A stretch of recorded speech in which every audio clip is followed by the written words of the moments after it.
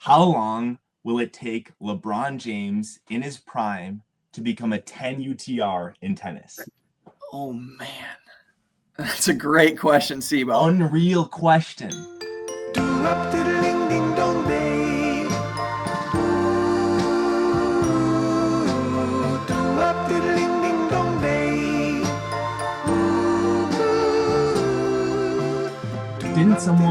Didn't someone like, don't you, if you win the Sioux Falls Open, you get like an open invite to that tournament? Yeah, so the South Dakota Open in the summer, the Dakota Circuit Tournament, or whatever it's called now, the winner of the singles draw gets a wild card into the qualifying for the Market Beat Open, which is going on right now. So the guy from Argentina that won last year, I think played in the qualies. I don't even know how he did. I haven't followed it too closely. But yeah, that's going on right now. So it's just like insane tennis all the time. I saw a picture of Max Ekstead. Is he playing in it? Have you seen him? He was in the qualies. Yep. Okay. And then he got a wild card into the main draw for dubs. So okay, he's here. What's going on, David? Gage, how we doing, brother? Good to see you, dude. How are you? Oh, I'm doing okay. Do we both have ITA hats on? We are repping the ITA. Look at that. We love the Intercollegiate Tennis Association. Yes, we do. Oh, that's just beautiful. It's good. You got the brand new hat from this year, don't you? Well, so funny enough, with this hat, so last year was my first year coaching. Yeah. And I got into the tournament, the ITAs, late because I was in DC for a work trip at my full-time job. Oh, yeah. Our team didn't get our hats last year. Oh, great. And so your coach, Tommy Valentini, right. This year, I'm like, because I had a couple guys beacon, they were like, hey, where are our hats? And I was like, right. Hey, I'll talk to T-Val, like, we'll get the hats. Yeah. And so I talked to him, and this was obviously, as you know, like, Tommy is your coach during the weekend of the ITAs. Right. He's also a tournament director. Yeah. Those are both full-time positions. It is tough to do two full-time positions at once.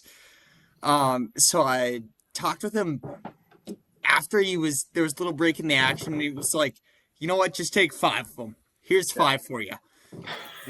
And so I was like, you know what, I'll take one for myself. Yeah. Make it happen. It's chaos that weekend for him, for sure. Absolutely. I mean, but you're back from Rome now. How was that? No.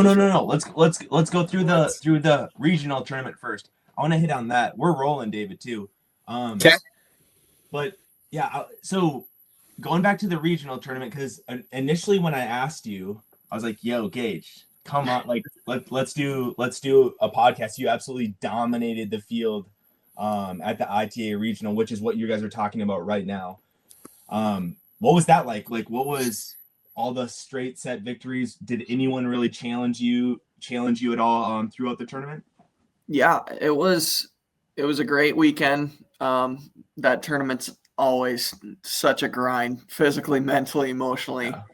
No matter how far you make it, and even when you're done playing, it's still a grind for people too. But I did have a great weekend. I was definitely challenged even from the first match, and you guys will get a kick out of this. I was playing a McAllister kid, and good old Chase Johnson gave him the inside scoop on the game plan against me. Oh gosh. And my approach for the first few rounds is always like, conserve as much energy as I can, get to the net as much as I can, serve and volley, like short points. And this guy just hit high, slow balls to my forehand corner. And I was just like, holy smokes, like I'm out here for nearly 2 hours in my opening round. Like I was not happy. So right away from the opening match, playing against my old assistant coach from my freshman year at college at Gustavus, now turned enemy with McAllister. I was tested. I think it was like a 6-4 set right away, and I was down like a break at 3-4 or something. But then, yeah, worked my way through the kind of the middle rounds after that. Played I think he's a freshman, a co-freshman, Anthony Schulte in the quarters, and he was really tricky. I kind of got off to a slow start, and he was on a heater right away, so I was down the whole first set. And then I don't know if it's just like the pressure of being late in the tournament or playing a Gustavus guy or whatever it is, but end of sets guys seem to just tighten up a little bit. And I think that's kind of when I thrive the most. And so squeaked out the first set against him and then just kind of cruised from there. Played a Carleton kid, Akshay, in the semi, who was a really good player. I think it was 2-2, but that was a really long competitive match. He's a good player. Very good. Yeah. And I played him in the Dubs final too, which was obviously a 3-set, really good match. We split with them last year, so I've seen him quite a few times. And he's only a sophomore, I believe, so he's going to have plenty of chances to go win that tournament. And then played Dom in the final, my teammate and buddy, and we've played each other a billion times at practice, and so we know all the ins and outs of each other, and that's more of a mental war than anything, because you know where everyone's going to hit the ball, you know where everyone's favorite serve is on a deuce point. I was up 1-0 serving in the first set, and he knew that I was going to hit a kick serve to his backhand on the ad side and serve and volley, and just hits an absolute rocket return up the line to get it evened up at 1-1 in the first set. And we both just chuckled and we're like, why did I do that? Like, we know exactly what I'm going to do. But yeah, it was fun. Definitely was challenged. Tennis is weird where sets can look not close and matches can come out lopsided, but you can still be out there for an hour and 45 minutes. And I feel like that was kind of the summary of my singles weekend. And then Tyler and I took care of business in the Dubs. Kind of same thing too. In the quarterfinals, we started to have some tests. I was starting to get really, really tired from singles. I gave it all I had in the first set of the Dubs final, and we blanked them 6-0, and then I was just gassed. Struggled to serve. Tyler had to put me in the backpack a little bit and carry me home the rest of the way, and we squeaked it out in the final 10-7 in the Super. Yeah, well, I'll say this, Gage. I mean, I appreciate the reflection there. But to doubles, like you were talking about, one of the privileges that I had as a coach was our guys were playing next to you and Tyler on the graveyard courts at Gustavus. And our guys got the win, so did you guys. But I want to bring up the amount of joy that, you mentioned having fun earlier, that you and Tyler have on the court together. I mean, you guys played I think that was a round of 32 or 64 match, whatever it may be. Who cares? Against a fairly quality opponent. You guys are, high fives after every point. You run into the benches. You're smiling. I talked to Ryan Hadorf, who we played on a 4-5 team together, Tyler's dad. And, he was like, yeah, like, these guys, when it comes to strategy, it's place where place the serve and then let the net guy eat. Talk about how you two is you guys are national champions. What's that approach after that, and how you guys approach doubles? Yeah, I think we're going on our third year of playing together. We played together summer going into sophomore year. All of junior year, and then to now, senior year, the last ride. So we've had our fair share of highs and lows, and we've ultimately figured out that we're our best when we're having a blast and yelling and screaming at each other and giving each other 17 high fives between every point. And I don't think that that's something that has to change depending on who you're playing or what round it is or what the score is. Like, you can always be a spaz with your best friend as your dubs partner and give them crap when they make a stupid decision, and then hype them up when they hit a ball over the fence. So that's something that we've kind of thrived off of for years now. And that's when we figured out that we're at our best. And just this past our junior year in this regional, we had a little bit less success than we wanted to. And I think that was partially because we didn't enjoy it as much as we needed to. And this is obviously our last run at things everywhere we go. And so that's our ultimate goal, is to just enjoy it together and be psychos out there. How do you guys deal with the pressure of, obviously, like, you guys won a title and now it's okay, we're still playing together, we're not graduated? How do you deal with that? It's tough. I'd be lying if I said it wasn't tough. And I'd be lying if I said that it was a little weird when it happened the way that it did. Yeah. We You guys were unseated, and we were unseated. We were like the 17th team in the country. I'd just gotten off a really bad ankle injury, so I wasn't even supposed to be medically cleared to play. you guys were like the 2008 Giants.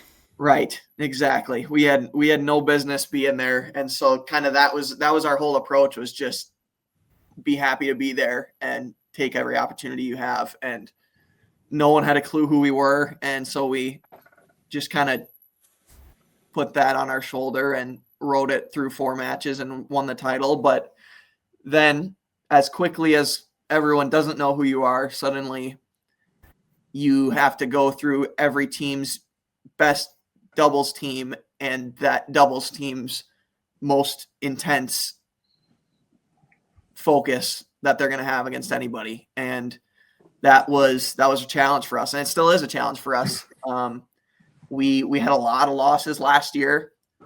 We had to do everything we could to go back to square one, and it is tough. And we try to focus as much as we can on playing the match that is in front of you or that you're a part of right then and there. But ultimately, I mean, you got to realize, in the same logic that helped us win the title 2 years ago, was that anybody is capable of beating anybody, because all of us are really capable tennis players. And we used that to our advantage 2 years ago, and now other teams have used it against us. I mean, we're not invincible, and several teams have taken us down because of that. So I think it all just goes back to kind of what you started with, is playing in the round of 64 on the back courts in the middle of the woods, and still finding ways to have a blast with your partner and not expect to make it onto the next round and think about who you got then, but just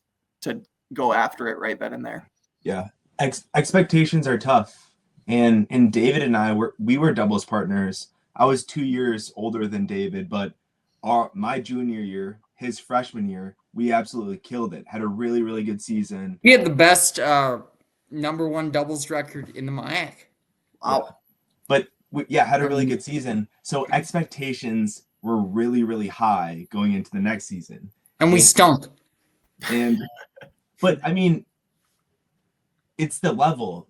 And you're talking about it too, Gage, where you win a national title, but you can't do it. You can't do it again, or you didn't do it again, I shouldn't say, because the level's very high at the D3 level. You're not walking through every single person, and the level is very, very difficult. There's expectations. Hey, we can do it, but like David and I, there's still good players out there, and you still have to go and show up.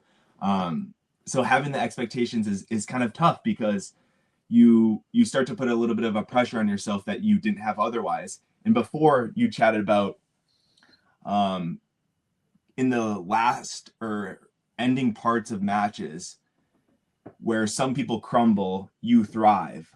Why do you think that is? Why do you think that you kind of enjoy those situations and thrive in those situations? That's a good question. I would say I'm a competitor more than I'm a tennis player.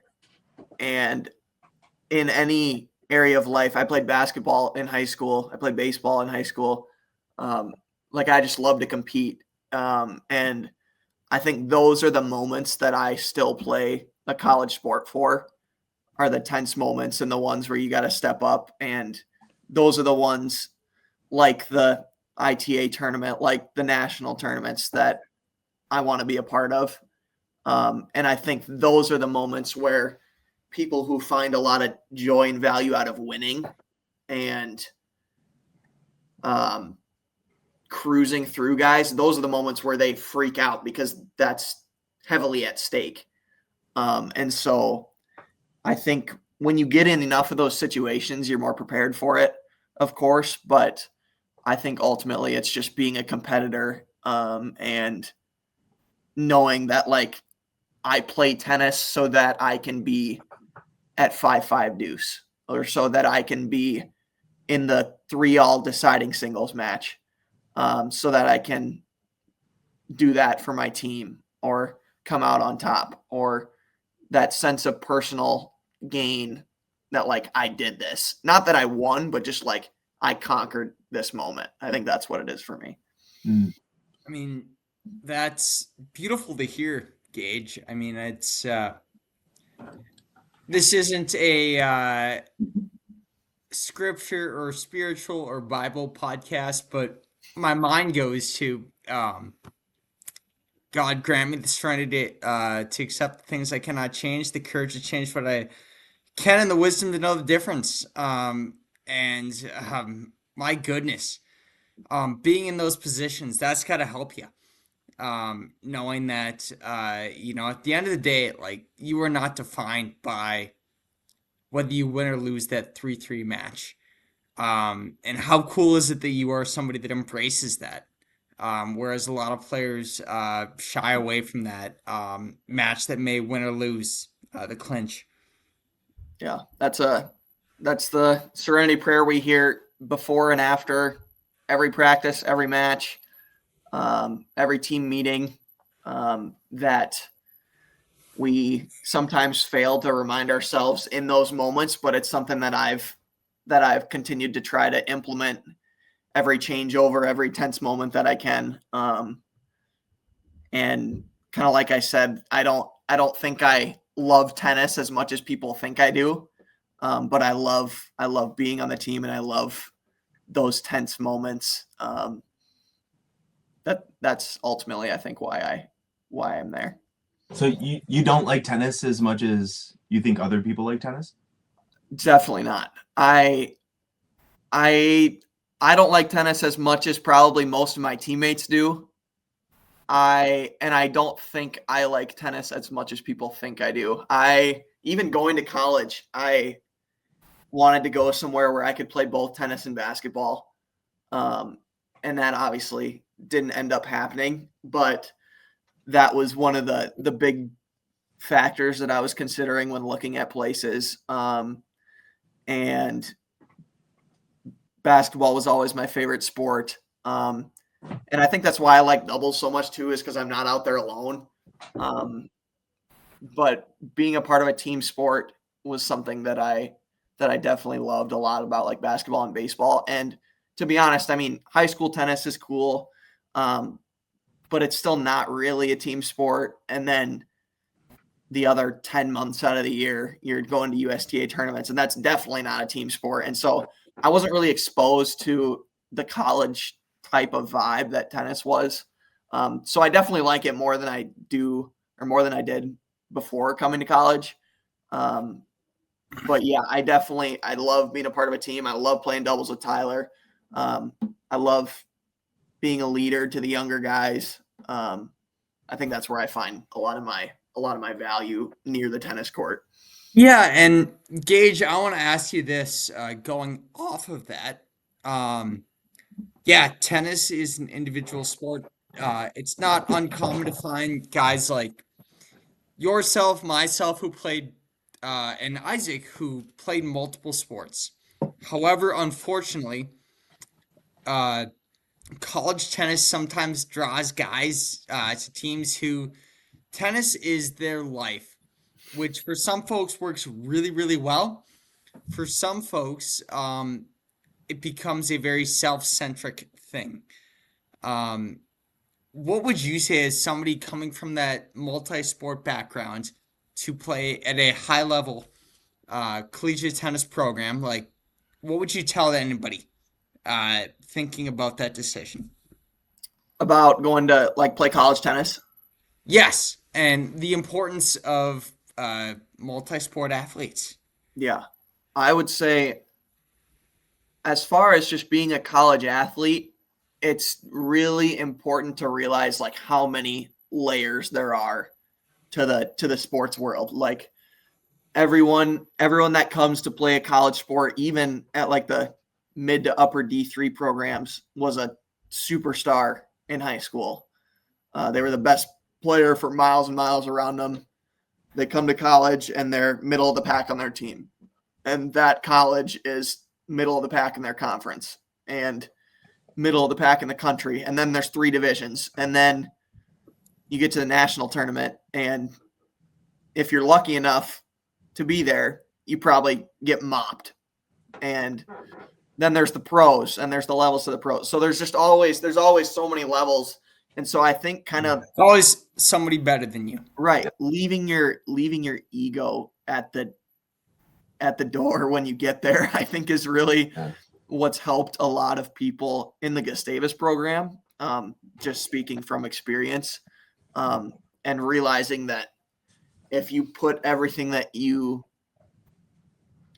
you put all of your well-being into winning and being the best, like you're always going to be dissatisfied because there's always people that are going to be better than you.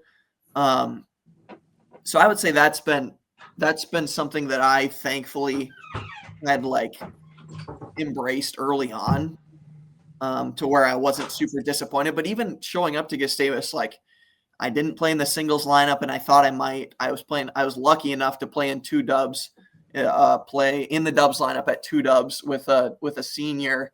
But that even was partially only because he was just looking for a new partner and wanted something new. And so I got paired up with him and it worked out. But like as someone who thrived in South Dakota tennis, I showed up to a D3 program in the middle of a small town in Minnesota and wasn't playing in the lineup. I mean, frankly, Gage, like your story resonates with me because like I'm a fellow Dakota boy. Right. You come from probably the better Dakota when it comes to tennis these days. No disrespect to North Dakota, but that approach that you took is what we like to see. For those watching, technically Gage is the competition. I coach against him. But this approach is something that is really important for any student athlete looking at colleges. I mean, Isaac, similar thing for you. I mean, you were a multi-sport athlete, came to Concordia. I mean, what was your approach coming in freshman year? As a multi-sport athlete, you're saying? Yeah, and as somebody coming into a program that wasn't exactly Georgia or Georgia Tech or Florida or Baylor or a middle-of-the-road D3 program. Yeah. Yeah, I feel like my reasons for going to Concordia weren't tennis, and it was only a supplemental part of why I chose Concordia. And it was almost like the Concordia program really had to do something wrong in order for me to not go there. That's kind of what, like, my choice in school. And I think you just kind of get there and you just kind of do what you need to do in that situation. And I like to have success. I like to work hard, and it's fun being a part of a good team. In high school basketball, like you mentioned, David, multi-sport athlete, like we had a good team. We beat good teams, Gage, I'm sure, like, obviously you were thinking about pursuing a career at, or a basketball career at Gustavus. Like, it's electric being able to, have like a nice symbiotic relationship on the basketball court, where you're just balling with some guys who you're buddies with. But I don't know, there's something about tennis, just being able to like be a dog, kind of like in dog moments, because it's all on you. Like, you can't do anything about the nerves. You can't pass the ball to your teammate. You know what I mean? Like, I don't know. What do you think about that? Like, have you ever like tensed up in one of those tough moments to your memory?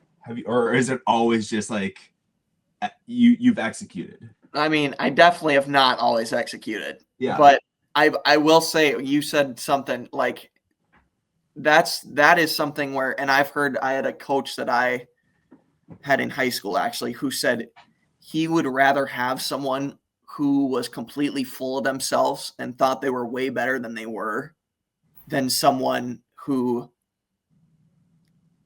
didn't have a lot of confidence and maybe wasn't as obnoxious, because that was the guy who wanted the ball with his hands on the last possession on the basketball court. That was the guy who at 3-3 and was the last guy in a full third set for the clincher was wanting to get it done more than anybody. Like, so that's where there's the balance of being cocky versus being confident. And I think that's something that, being a multi-sport athlete, like, you're just put in so many of those different scenarios with crowds and with scoreboards and with time. And then tennis, there's no time, and it might feel like you're out there for eternity, and no one can win a deuce point, and it goes at in, at out. Like, there's so many different scenarios that go on when you're a part of different sports. And I think that's where, when you get to those tight moments, being someone who's really, really confident is actually usually, more often than not, the guy that's going to come out on top. Yeah. My first realization that, maybe the tough moments aren't always what people want is, I was playing in a Hastings like high school tennis tournament. Maybe like I was like probably 12 or something like that. And there was another Red Wing kid, that's where I'm from, who was playing in the tournament. He was like 3-4 years older than me. And after the match, he lost like 8-5 or something in the 8-game pro set. And he said, yeah, we went to a lot of deuces, but I just hate playing long deuces. So I just like, I just like usually lose those on purpose. Like he said something like that. He might have not said those exact words, but it was like, yeah, I don't like to put myself in this stressful situation. Like, Right. that was like the first realization moment where I was like, oh, okay, like, you're a good player. Like, he was a good, decent tennis player, but he just like didn't want to like Pressure's a privilege. strain his brain. I don't know exactly, but I remember that so vividly. Just kind of like, what the heck? Like, why don't you want to win? Like, yeah. But more and more, it seems like when you're in those deep points or deep parts of the match, it's like that mental block where like that player doesn't want to win. Like, they can't hold that 5-4, 30 love. Like, it's almost like everyone's watching and like, dude, there's no way. Like, his knees are knocking. Like, he's for sure gonna get broke, and he's up 30 love. Like, and that definitely happens. Like, Totally. But yeah, I don't have a question to that. Sorry, but let's go through. It's real though. It's a real thing. Yeah. Let's no, I mean, I would agree with both of you on that statement. As my coach growing up, Oliver Summers, who I firmly believe is one of the best coaches in the upper Midwest, if not the country, would call me a mental midget, and it was because of things like that. Now I feel much better. Now it's just being not fat and trying to play tennis again. But we've got a segment for you, Gage. Ooh. I'm ready. I hope. Obviously, you are a MIAC tennis player, the Minnesota Intercollegiate Athletic Conference. We would love for you to, we're going to name some foods. and we want you to associate them with a MyX school and why. We need your description. Ooh, okay. Okay. Alrighty. I'm Isaac, would already you not like a to food start or nut, should I? so this should be interesting. You start. I don't have anything prepared. What? I mean, you're not familiar with food. Oh, you go first. Go first. Let me follow you. I don't know how I'm participating here. Alrighty. Yes, I would like you to participate. But let's start with this Gage. Let's go with a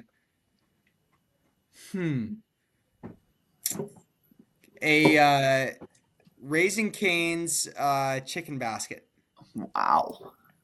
Wow. Well, as someone who's not in an area that has Raising Cane's, it's always a privilege to be there. And I'm on a team with a lot of international guys, and it's all me or them ever want when we're in Minnesota or the Minneapolis area is to have Raising Cane's, which is ironic because it's really just pretty basic. It's not that good. Right. So as far as I don't want to say overrated, but like overhyped. And I'm doing MyX schools here. Oh man, now I'm gonna make people angry. I got my choice. You got your choice? Oh yeah. Um I also got the next food too in the queue. I Okay. picked up. I'm picking up where your game is going, Dave, or your segment. All right. I'm gonna say Augsburg. Ooh. Okay. I was recently just at Augsburg, and I feel like I actually hear pretty good things about Augsburg. Yeah, great school. Yeah, great school. Pretty good athletic programs like across No sports. tennis. Good tennis. Or no tennis. Yes. But it's like right in the middle of busy Minneapolis area. I mean, you've is it got not? it is. You've got like, let's say it's like hard night of studying. I'm a little quenched for my thirst. You've got a Jamba Juice right there. Gage, Yep. have you had Jamba Juice? Jamba Juice is elite. It's Oh, elite. it's extremely elite. Jamba Yeah. Juice is right there. You've got, Chick-fil-A, you've got all the food, beverages you could need. Yeah. So I'd say I would say that's a solid vote. Isaac, let's go to you. So Raising Cane's, you said, was the restaurant, right? Chicken. Correct. I'm going with Hamlin. It immediately came to my That was mind. your next answer. I feel like Hamlin would have like a chicken coop out back, and they're like fresh grown, like farm grown, Farm to table. farm to table pasture. They just have a nice acre pasture. Who knows? I mean, they've got that beautiful new court facility. You probably haven't been there, but like 6 courts, like school colors. They have scoreboards with automated Wow. It's Gage, have you been there? I've never been to Hamlin. Oh, it's But now I want to. Like, yeah, their scoreboards, courts are like nowhere has scoreboards. They're not Yeah, sending it's- the A squad to Hamlin.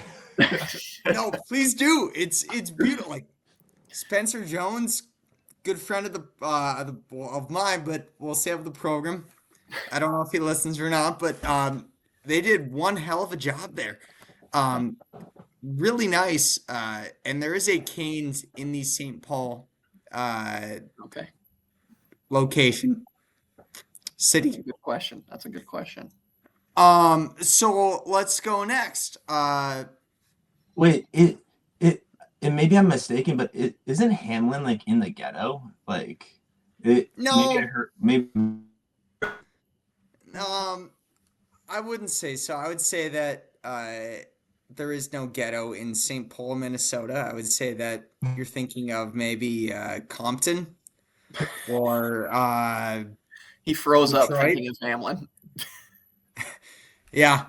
No, it's actually a beautiful neighborhood. Like it's very like yes, there are rougher parts of St. Paul, but like Hamlin is very much in like a cozy neighborhood.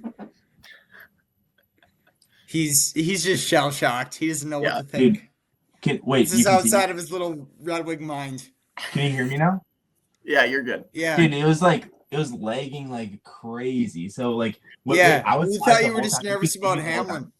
That's like somebody would come and shoot you or something.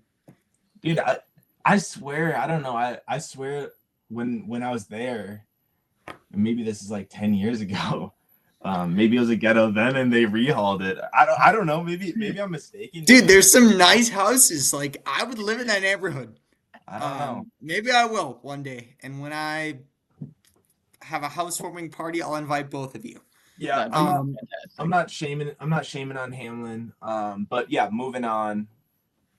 My food choice is sushi. What Mayak school would you closest resemble to sushi? Okay, this is actually an easy answer for me. Ooh. I feel like sushi's very controversial, and very like you either love it or you hate it, and you're not really in between. And so I am for sure going with the Bethel Royals for sushi. Okay. I feel like, and well, this is ironic because I really don't love sushi, but I actually do like Bethel. Yeah, good dudes. And there's kind of a different group of people at Bethel. And the vibe is just different at Bethel than like other schools, to where I feel like it rubs people the wrong way. But some people get along really well with them. If Tyler Hadorf ever views this video, he'll understand that the Bethel people and especially the women's tennis team are just some of the best people out there. And I'll just leave it at that. But I feel like from like a polarizing perspective, as far as the people, the campus, the atmosphere, I feel like I would correlate pretty well with sushi. Yeah, I think that's a good answer. And to your point, like with Bethel, um, yeah, I mean, I think that's very much a good answer. But I would agree with you. Like Bethel is like a lot of great dogs on their team. They've got a good team. Drew Fernelius is one of my favorite people out there. Really good dude. And also, you guys never overlapped, I don't think, but Joe Panus, assistant coach. Joe Panus. Funny enough, we overlapped for one fall. However, I recently just got back from Rome, Georgia at the Fall National Tournament where Joe Panus was the assistant coach for the #1 Dubs team of the Bethel Royals on the women's side. And so I got to spend 5 days and a plane ride with Joe Panus. I mean, He was in his Royals stuff. You're in your Cobber stuff. We're talking about Hamlin and Augsburg. So this is like a all-out Mayak podcast here. I mean, I would say this, Gage. Like, there's a lot of places I'd like to be in the world. One, with Jimmy Buffett on a beach. Rest in peace, Jimmy Buffett. Two, with I don't know, Aaron Rodgers. And I won't. This is a PG podcast, so we won't disclose the location. But 3 would be with Joe Panus in an airport. Just great dude, great people. Drew Fernelius embodies that as well. Like I like that choice. Like I know that sushi's controversial. Bethel may be controversial.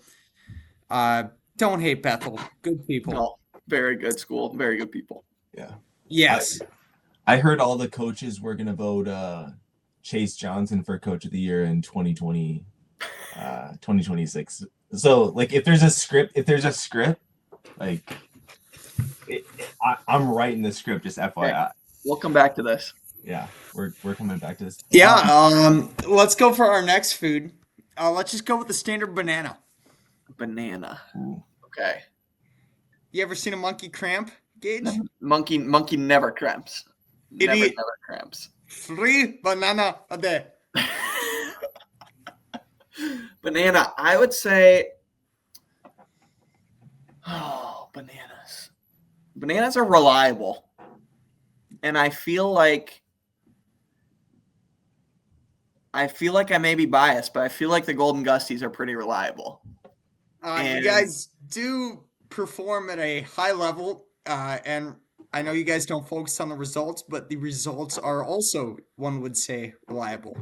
Yes, I think across competition, across sport, across coaching, you always know from a reliability perspective that if it's 85 degrees, you're going to get Tommy Valentini in full sweatpants, sweat coat, and winter gloves with a coffee in his hand. So from a reliability perspective, I feel like I'd have to say Gustavus Adolphus College.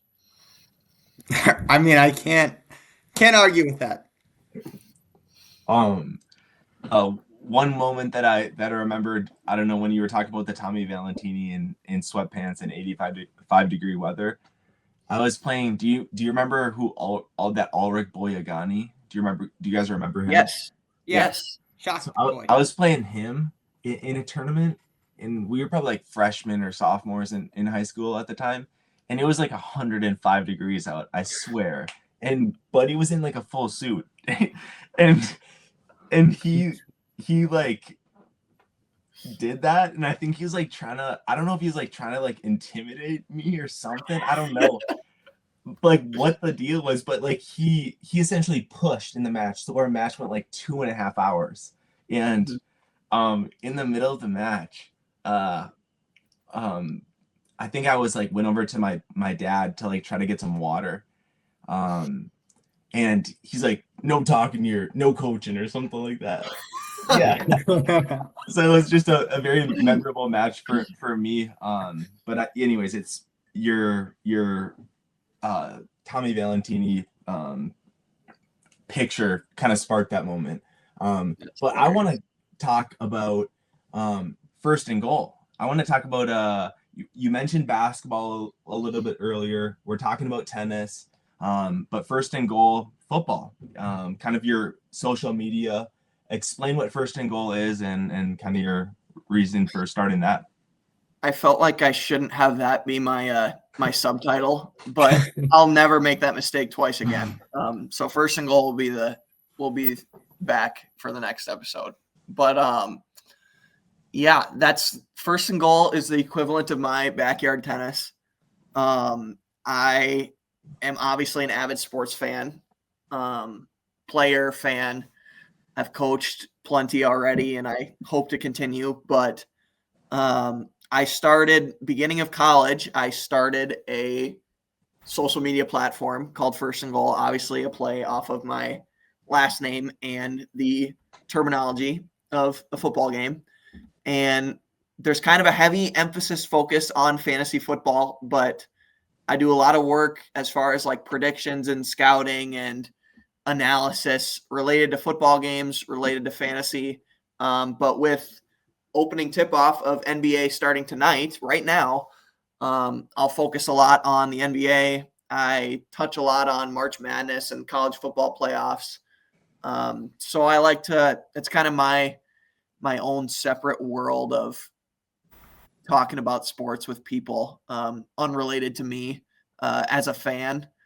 And kind of my whole goal with it was just to create a platform where a bunch of people, initially just a bunch of people connected to me, could talk about sports, but now it's actually kind of grown to where I've met a bunch of people online to where we kind of have a community that we can talk about sports. So that's kind of where it's at now. That's how it started. It actually started my 8th grade year. I made a Super Bowl I made an NFL playoff prediction bracket.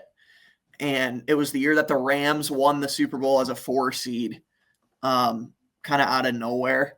And I made all but one game called correctly. And it was just like on like a Snapchat private story. And people were like, you got to post this like where it can go viral. And I was like, I don't know, like that's kind of like cringe, and it still is kind of cringe to be honest, but like it's also really fun.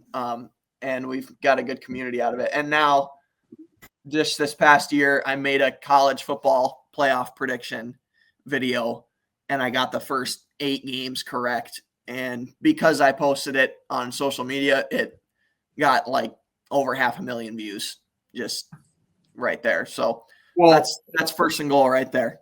we'll tell you this, Gage. We got to be careful with NCAA rules and whatnot. Oh yeah. But in the world of Division III MIAC podcasting, you are our preferred fantasy football, basketball, baseball, fencing, tennis Yes. correspondent. Thank you. I appreciate that. And of course, there's nothing against NCAA regulation. Just a Right. community where people can Yep. socialize money. and share their opinion. That's right.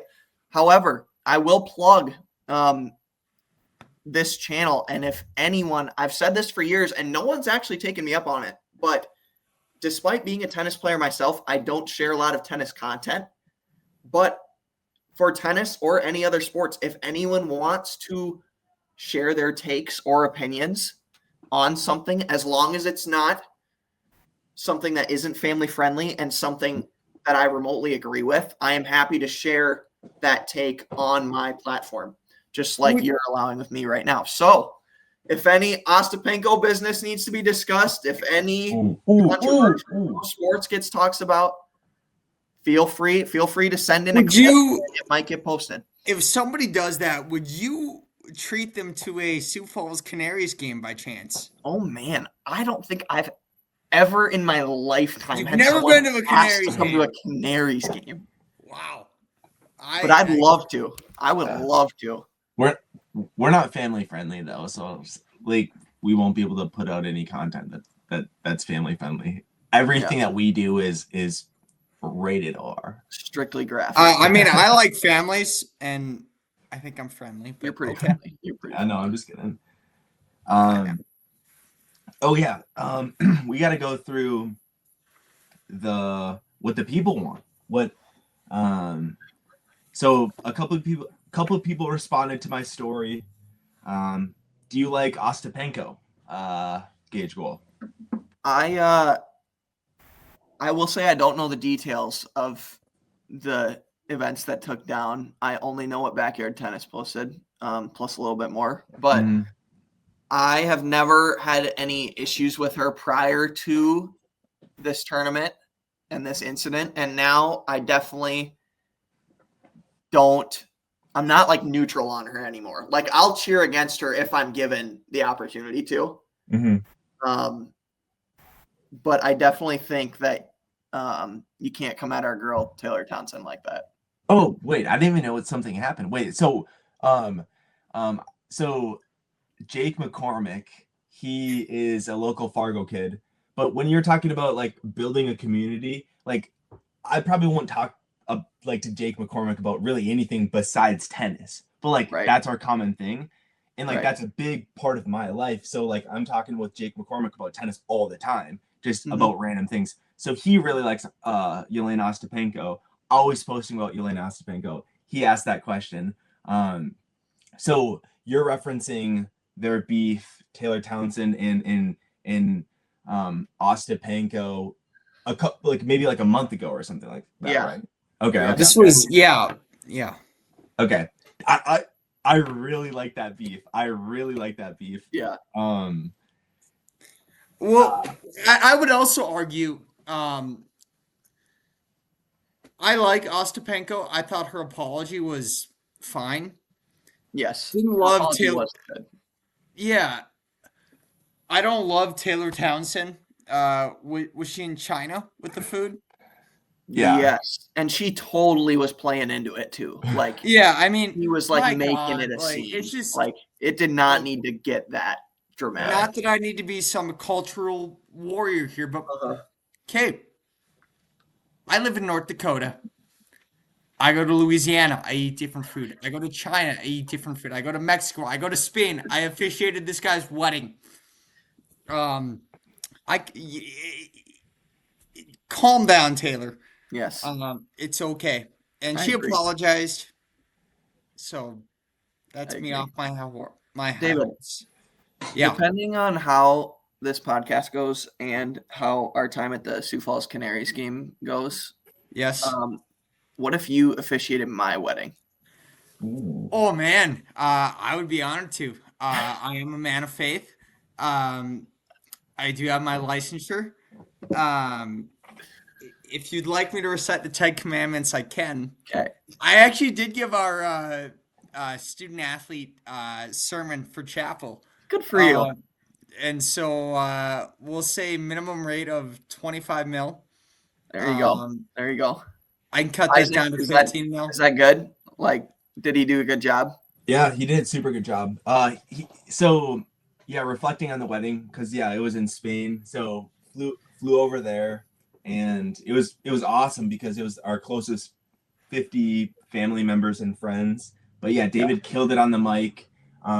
Kept it pretty short, I would say, or I wouldn't say short, but like a good length. 23 minutes, I believe. Wow.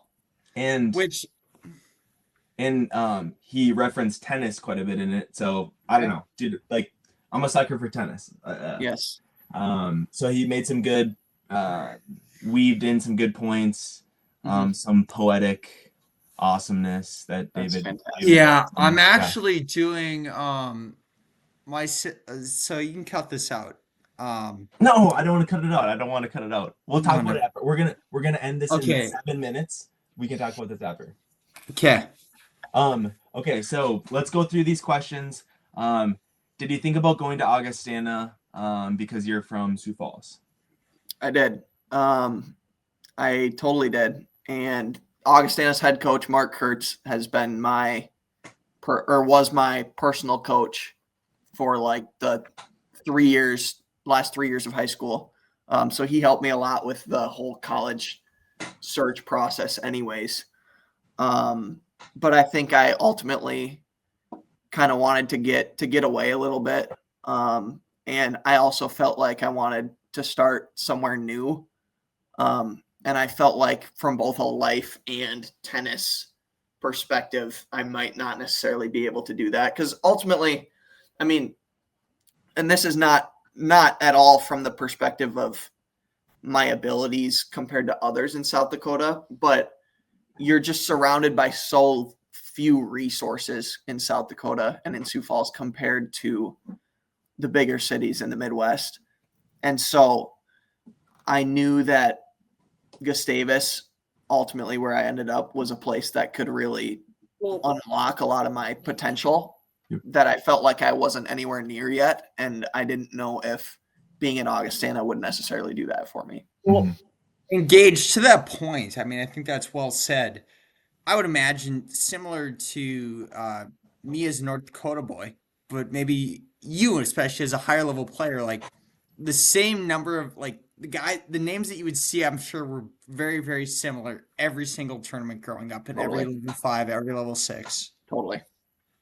Yeah. And I looked forward, and I was always the kid who had to travel 4 hours to get to the big cities and to see the kids that I didn't see every weekend at the level 6s and 7s. So I always appreciated those tournaments, and I always appreciated playing people new. And I mean, this is kind of a common theme. I was always the kid that nobody knew. But then as I began to show up more and more through like 16s and 18s, I'd always be unseeded because I didn't play enough tournaments to have enough points. And I would usually be the guy in the early rounds that seeds didn't want to play. So I kind of embraced that. And it kind of relates to my decision for college as well. But my brother goes to Augustana. I'll potentially end up back in Sioux Falls and might help out coaching at some point down the line at Augustana. Both my parents went to Augustana, so I definitely have a lot of connections there. Yeah. Do you have any pre-match rituals? I am not a music guy. Which isn't really a pre-match ritual, but I certainly don't have like this lock into music moment that a lot of athletes do. I just prefer like straight quiet time, where I can do a little bit of visualizing, but not really. And I think it's just kind of who I am. Like I don't I don't love a long warm up. Like our match warm up before team matches is like 70 minutes. And I love the 10-minute warm up with your opponent before we start. Mhm. And I'm just not big into like doing all of the, like I love preparation, of course, but not like the things beyond like getting loose and stretching and eating healthy beforehand and hydrating. Like that's my version of preparation. It's not like I need to go tie my shoes twice and run to the bathroom 3 times and give everyone a high five and all of that stuff. But yeah, maybe don't run a marathon. Say it again. I guess that's a long way of me saying I don't really have a pre-match ritual. Yeah. But Don't I mean, run you a focus marathon. on the things within your control. Totally. Totally. And that's good golly, you sound like my dad growing up. Hey, take a piss before you leave. Stay hydrated. You're gonna be fine. Yes. Let's go, Vic. Does Iga have drip? Does Iga have drip? Wow. That is a wild question. I would say more yes than no. I feel like there are some wild women's tennis outfits. And that's not at all related to like women. That's just like the fashion choices are just becoming more and more bizarre. And Iga is definitely not someone who's had a bananas outfit.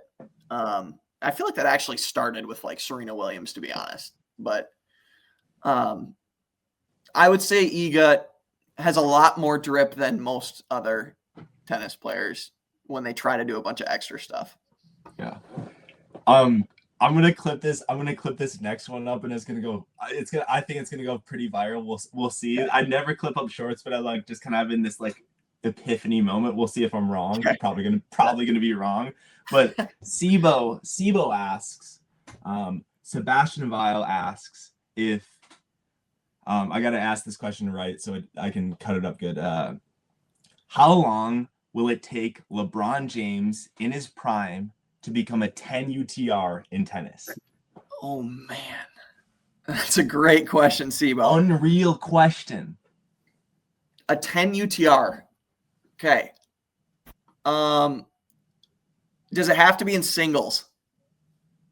Yes, for sure. Okay. So, doubles UTR, yes. Singles. He could do it instantly in doubles, like maybe right now. In singles, I would give him. He's gonna be so stiff though. I'd say 2 years.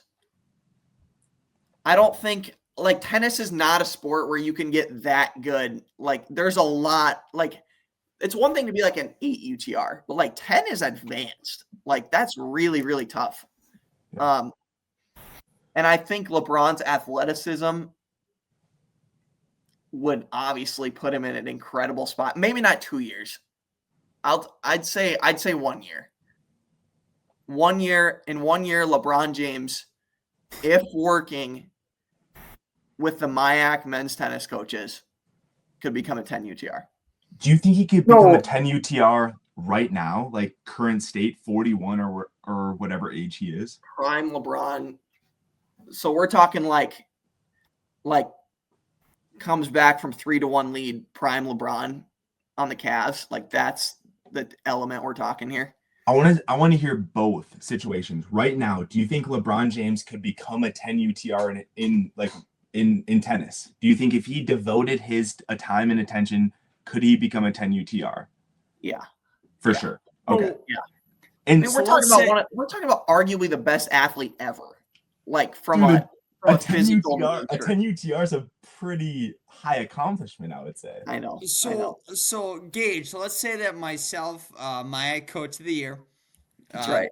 Again, they are giving awards to anybody these days, but let's say myself, Tommy Valentini, Stefan Zweifel, and let's just say Chase Johnson. Yes. We get in a room at a local Lifetime Fitness with LeBron on the court. What are we working on first? Like, I feel like the footwork, that won't take too long. I mean, we'll get him jumping some rope, doing some ladders, like that's fine. Grips, get him on a semi-Western, like with his, I don't know. What would his playing style even be? Like, I mean, he's big. Like, get him serving volleying. Like, what do you think? You're definitely gonna need to work on his line calls because he's just gonna lie the whole time. Correct. We'll get Lisa Moosehead out there, who is our gracious. Right. Gotta love Lisa. Lisa. Lisa's the absolute best. Gage, when you coach one day at Augustana, Gustavus, Concordia, wherever it may be, Lisa will be your favorite person in the entire world. Yes. Lisa's great. She is great. For Isaac, the you have a record, question? I do not think LeBron currently could ever become a UTR or a 10 UTR. I do not think he could reach a 10 UTR level at this point in his career. 41 years old. Devoted his life to it. I don't think so. I think how many 50-year-old 10 or 45-year-old 10 UTRs are there? Not a lot. Like very Tim Burke. Very. Well, he's a 5-0. Tim Burke is like one of one, right? Like. I mean, he's one of, I would say, like 100. No, I'm serious. In the U.S. How many 45-year-old dudes do you know who are at a 10 UTR level? No, I don't personally know. None. All XD1, I don't know. right? Yeah. Yeah. There's not. I think just think about how much he puts into his basketball, like daily. Yeah. I mean, and we're talking like a game day. It's like wake up early, shoot around, lift, warm up, game, post game lift, cool down, recovery. Like if he did that routine, but you orchestrated it around tennis within a 2-year time span for that guy, like, and tennis is so much less hard on your body than basketball. Like, think about how his endurance and stamina is in basketball. Like, he would literally never, ever get tired. Yeah. I don't know. That's my take. Definitely. I mean, that's the best question I've been asked in a long time. So, yeah. Unreal. I mean, I'd put him in our top 6. I'll just make a public statement right now. LeBron, if you want to come to Concordia College, if you have eligibility, I will put you in our top 6. Doubles lineup, I don't know yet, but top 6 singles. See, that's more of a question. Could LeBron crack the Concordia College singles lineup? What's your bottom guy, Dave? What's your bottom guy? Like 6 UTR? Something like that. Although, like, I bet all of our top 6 would beat him. Right? Actually, I bet our top 8 would beat him right now. For sure. It would crush him. He's got to have eligibility. He's got to have 4 years. I'm not knocking your guys, David, at all. I'm not knocking. No, I know, but like, a 6 I don't think they feel like when they watch this, they're not going to feel mocked either because like it's LeBron. Like, I think they would all love to be LeBron, bro. That's a compliment. Would definitely crush Jeffrey Young's though. Like, so not even a chance. Okay, crush Jeffrey Young's. So Gage, you think he could become in 2 years at 10 UTR? So after how long? Yeah. 6 months? You think he's beating the Concordia men's team? Like, you think he's getting? You think 6 months? No way. There's no way. There's zero chance. Yes. There's no way. No, dude. Like 6 hours a day. You can't. Yeah. No. And that's like he beat Concordia. He would beat every school in the MIAC, and he would beat half of our lineup. After 6 months, he could be like a UMAC all conference player. I shouldn't talk smack about the UMAC. They're good people over there. Yeah. All right. Perfect. I don't know.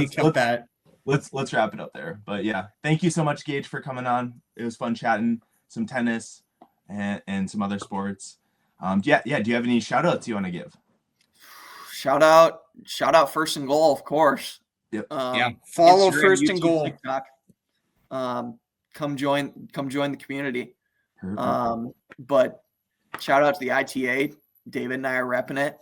And we got dang near every MIAC school in the pod today. So I'll just say this. The ITA is great. Gage is great. I was a broken man, then I found the ITA. I got a job. Helped a puppy with a broken leg get off the street. Gave money to the homeless. That can happen to you too if you get involved with the ITA and if you follow First and Goal. on social media and Fair enough. backyard tennis. All right. Bye everybody. Do up, diddling, ding dong, day.